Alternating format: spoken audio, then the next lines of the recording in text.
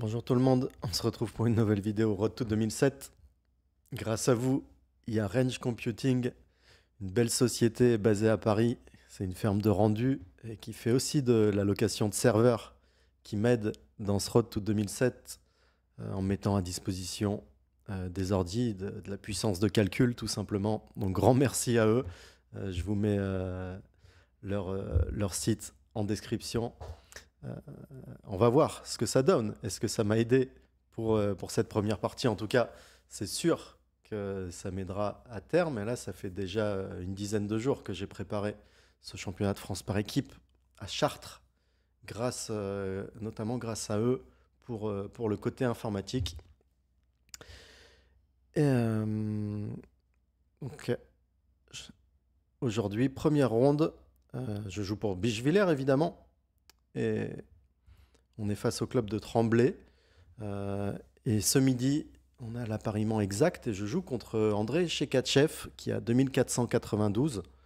On joue table 4, je joue au blanc. Je joue au quatrième échiquier parce que par équipe, on peut choisir en fait. Donc hier, on a envoyé l'équipe. Hier soir, on a envoyé l'équipe. Et juste 3 heures avant la partie, on a l'adversaire exact. Euh, et donc je commence ma prépa. Je vois qu'il joue, il joue ce que Carlsen a joué hier contre Pragananda, hein.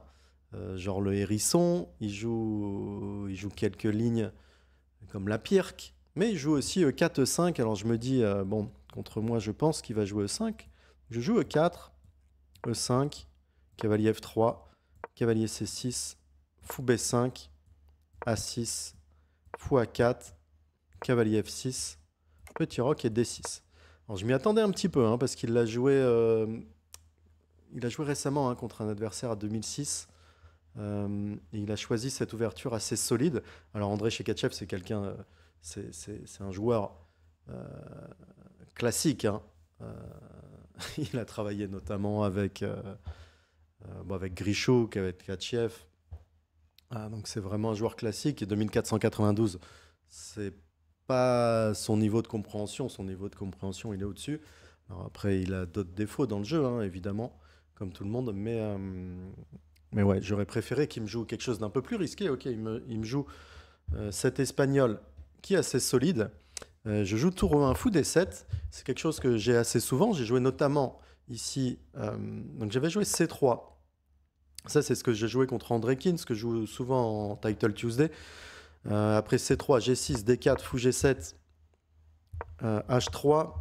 Alors en Title Tuesday, notamment la partie où, si ceux qui étaient là, celle où je suis tombé de ma chaise contre Akobian, j'avais joué cette ligne avec cavalier F1 et fou G5. C'est une des possibilités, hein. Euh, donc ça, c'est ma partie contre Akobian. Euh, voilà, c'est ce genre de position qui... Bon, ça s'analyse. J'ai pas voulu partir là-dessus. Après, contre André Kin, j'avais joué H3 dans les Grands Prix FIDE en 2022 à Belgrade. Et après Petit Roc, fou C2, tour E8, cavalier BD2. Ici, il m'avait joué Dame E7, cavalier F1, Dame F8. Et après fou G5, H6, on avait obtenu une position de type est-indienne, une position compliquée où on avait fait nul dans ce Grand Prix FIDE. C'était en partie en cadence classique, évidemment, également. Mais chez Katchev, sur H3, je vois avant la partie que dans cette position, après cavalier BD2, au lieu du plan Dame E7, Dame F8 que m'avait joué André Kin, il a choisi A5 contre...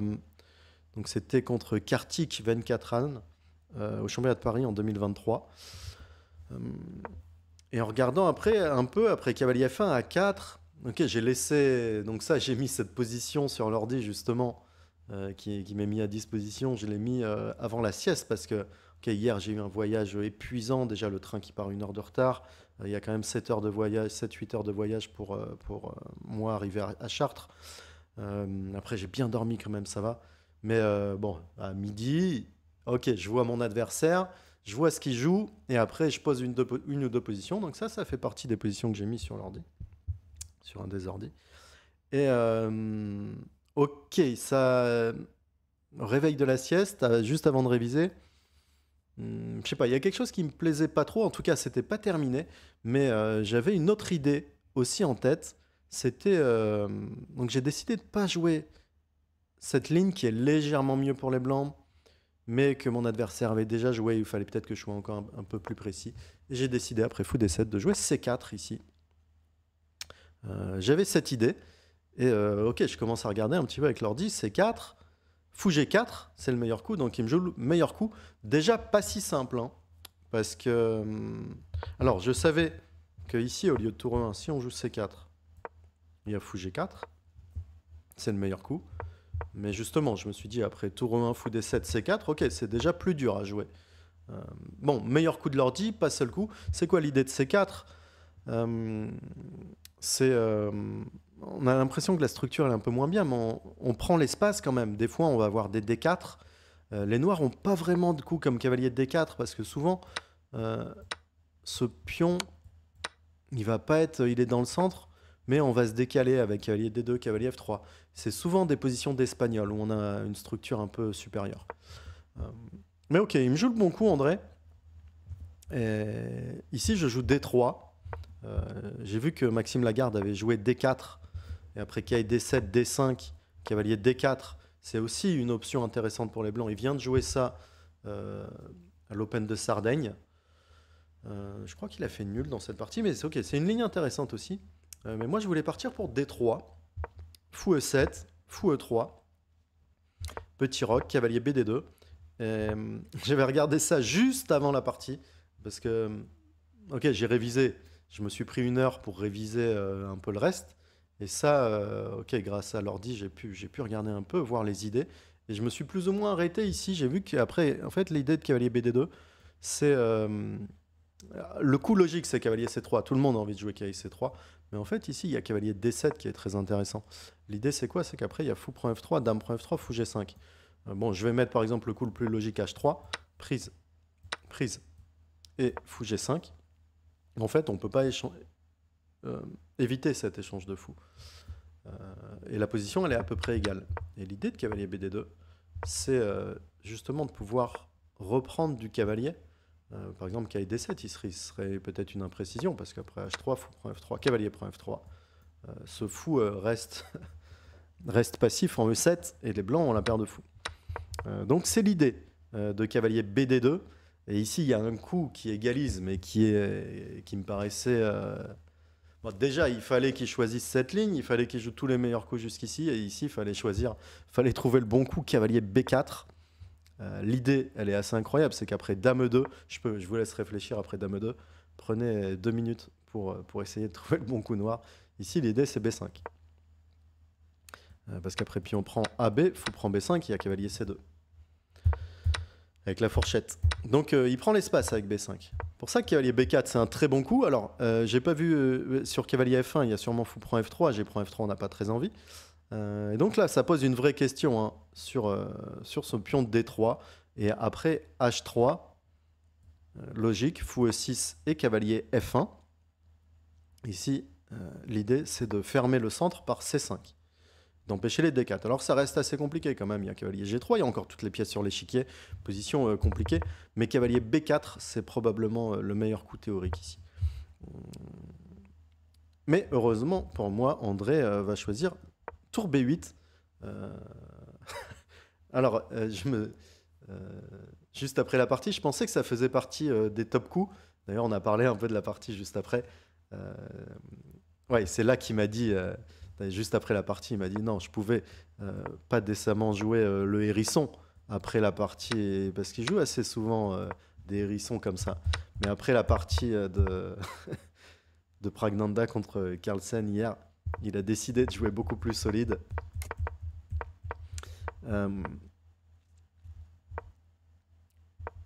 Et donc, je lui ai dit que tour B8, c'était probablement c'était un des meilleurs coups d'ordi, mais pas vraiment en fait. Et il avait la bonne solution. Moi, ici, j'ai joué H3, logique, fou D7.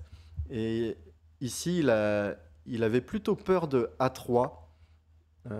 Et sur B5, fou B3 ou fou C2 même. Parce que sur le pion prend C4, il y a qui prend C4 qui défend B2. Et c'est ce que l'ordi confirme, il donne un petit avantage blanc après A3, B5, et ici soit fou C2, soit fou B3. Peut-être que tour E8 c'est meilleur pour jouer fou F8 et rester un peu... Enfin, pas ouvrir par B5 directement. Moi j'ai choisi autre chose, après fou D7, et qui est très intéressant, c'est fou C2. Alors c'est pas le meilleur coup, mais il va tomber plus ou moins dans mon... Enfin, tomber. Il faut dire ici le meilleur coup pour les noirs, pour vous dire, c'est H6, suivi de cavalier H7, pour jouer pour F5. Alors c'est très compliqué, hein, c'est des positions vraiment très compliquées. Et il joue le coup logique, cavalier B4, qui tombe un peu dans mon piège, parce que maintenant j'ai D4, et que là c'est vraiment un bon coup, je prends vraiment le centre. Et vous avez vu, hein, tout à l'heure, il voulait, par exemple, sur n'importe quel coup, comme fou B1, pour garder le fou, essayer de jouer à 3. Ici, l'idée, c'est évidemment C5, empêcher D4. Là, je joue D4. Donc, je donne le fou, mais je prends le centre. Ça compense quand même. Je donne la paire de fous, mais regardez, ce fou D4 qui est assez fantastique. Il est quand même passif. Hein, j'ai une meilleure structure ici, ça compense la paire de fous. Et finalement, il va même pas la prendre, il va jouer tour E8. Le meilleur coup ici, c'était cavalier H5, parce que les pièces, le cavalier et le fou, il va choisir de jouer par tour E8, fou F8, un plan logique. Mais le mieux, c'était quand même de jouer cavalier H5 ici, avec l'idée cavalier F1, cavalier F4, revenir vers E6, peut-être venir vers C5, ce fou qui va peut-être arriver à F6. Alors les blancs qui ont un tout petit avantage positionnel, mais pas énorme après cavalier H5, c'est vraiment un coup difficile à jouer. Moi, je m'attendais plutôt à cavalier prend C2, de prendre la paire de fous, qu'il n'a pas fait, et d'ailleurs assez confirmé par l'ordi, et ça fait assez peur, hein, dame prend C2, tour E8, tour AD1. Après, prendre la paire de fous, ça compense un peu le manque d'espace et la moins bonne structure. Mais ok, il n'est pas parti là-dessus.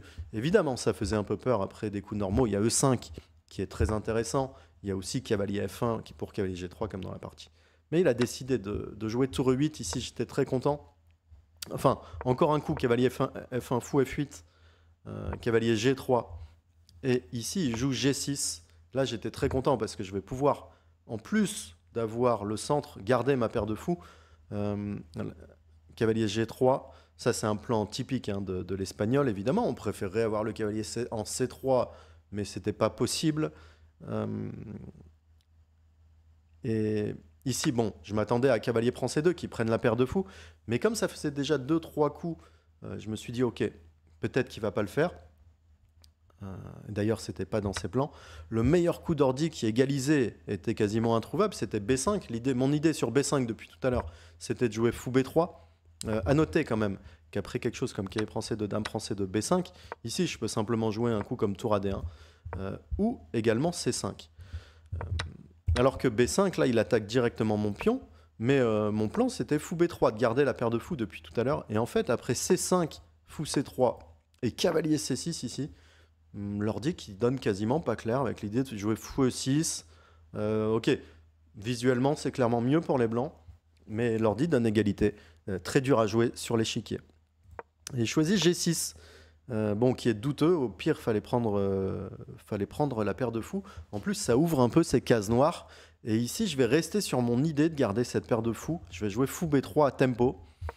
Bon, un bon coup, évidemment. Mais l'ordi préfère encore fou C3 ici. Puisque maintenant, après cavalier prend C2, dame prend C2, sur fou G7, tour AD1, c'est juste un net avantage blanc. Il y a la dame qui a du mal à aller quelque part, plus ces cases noires.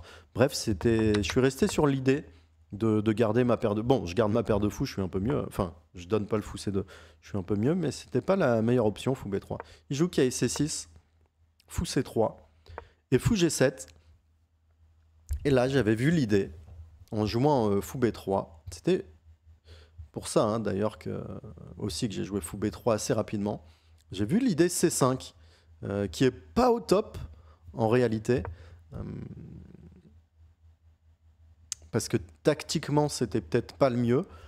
Fallait continuer de jouer stratégique, j'avais deux options pour ça, soit jouer dame D2, que j'ai pas joué à cause de cavalier E5, mais ici cavalier H2 avec l'idée F4 a l'air assez fort. Sur l'échiquier, j'étais pas sûr, parce qu'après F4, il peut y avoir des fous H6. Ok, l'ordi aime bien ça. Ou sinon, jouer dame E2. Quelle est l'idée de dame E2? C'est que maintenant, sur cavalier E5, le cavalier est défendu. Alors on met la dame en vis-à-vis avec la tour, on n'a pas très envie. Mais ok, après cavalier E5, le cavalier F3 est bien défendu, on peut jouer juste tour à D1. Avec un petit avantage, fallait plutôt choisir un de ces deux coups. Mais j'ai joué C5.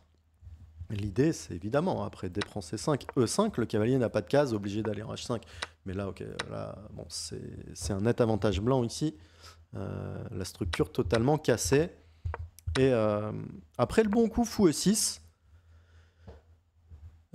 Ici, je sais pas, je me suis un petit peu déconcentré. Et j'ai joué assez vite. Un coup catastrophique. X4.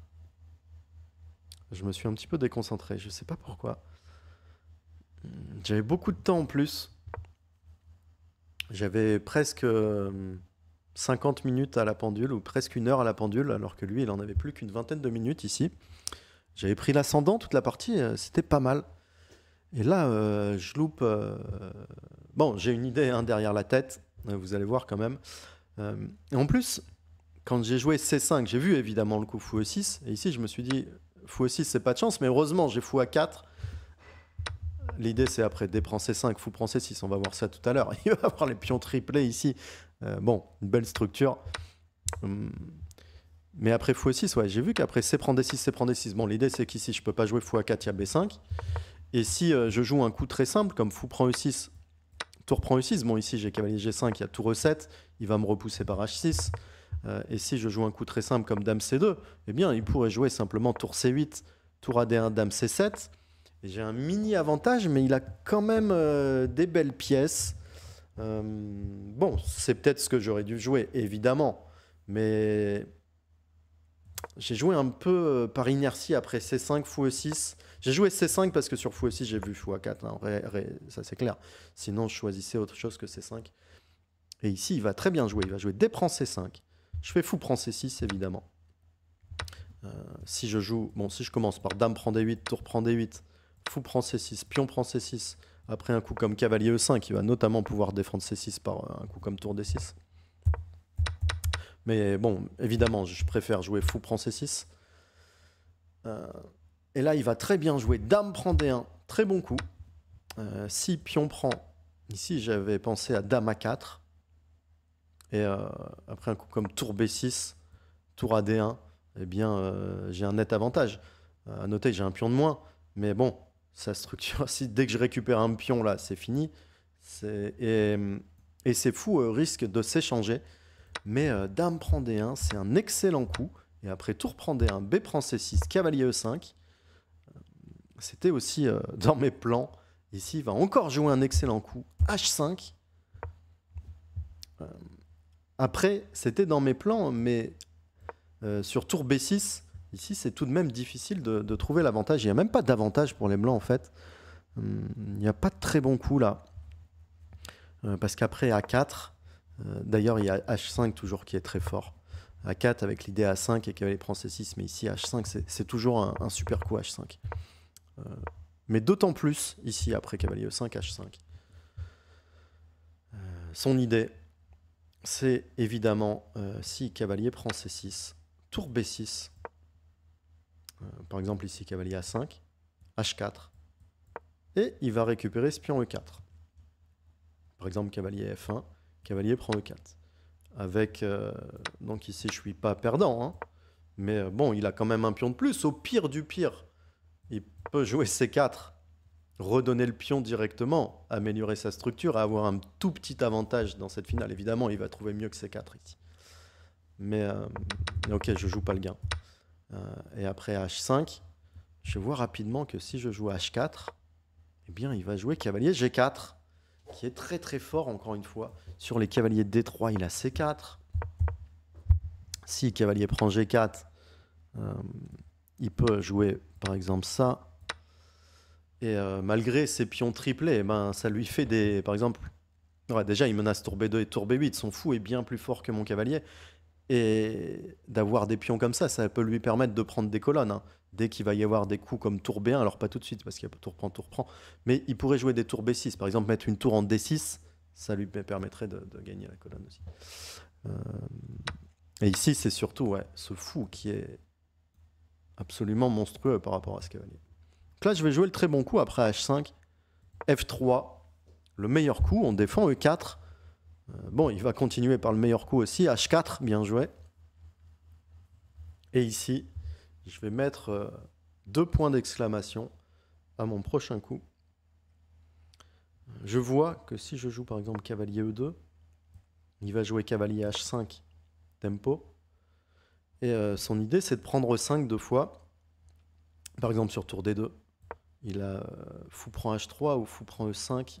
Pas fou prend E5 d'abord, mais plutôt fou prend H3. Parce que GH fou prend E5, il gagne un deuxième pion.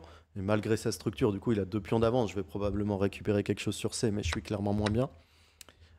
Ici, l'ordi qui donnait cavalier prend C6, qui me laisse tour B6, fou prend G7, roi prend G7, cavalier A5. Fou E6, avec un tout petit avantage noir. On voit que, bon, j'ai tour C1 encore, mais il commence à avoir de meilleures pièces que moi, tout simplement. Mais je vais trouver bien mieux que cavalier E2. Je vais trouver cavalier F1. Et les 2 points d'exclamation, évidemment, c'est pas pour le coup en lui-même, parce qu'après cavalier H5, cavalier prend C6, tour B6, je vois que je suis un petit peu moins bien, que j'ai probablement aucune chance de gain.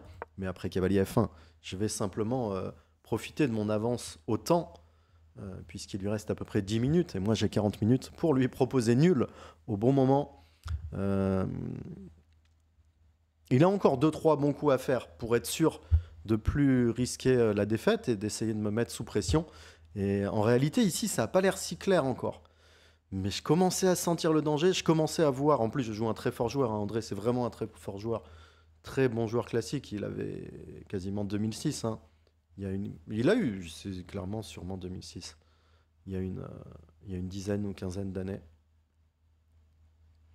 Et d'ailleurs, il est champion de France de rapide. Hein. Il a gagné un super tournoi auquel il y avait les meilleurs Français hein, qui ont joué l'an dernier le championnat de France rapide. Même si les conditions étaient un petit peu difficiles. Il s'est imposé. Alors, il manquait bien sûr Alireza Firouzja et Maxime Vachier-Lagrave, mais sinon, il y avait quelques-uns des tout meilleurs joueurs. Donc, il a encore des coups d'éclat à 26-50, 27 de perf. Et ici, je profite du fait qu'il est 10 minutes seulement la pendule, que bon, j'ai quand même un elo conséquent et je joue bien en ce moment. Et si je propose nul maintenant, il sait que je vais essayer de fermer et que s'il veut me battre, il va falloir se découvrir aussi. Par contre, après cavalier H5, la position était quand même difficile. Hein. Je voulais jouer cavalier prend C6. La tour B6, c'est le bon coup.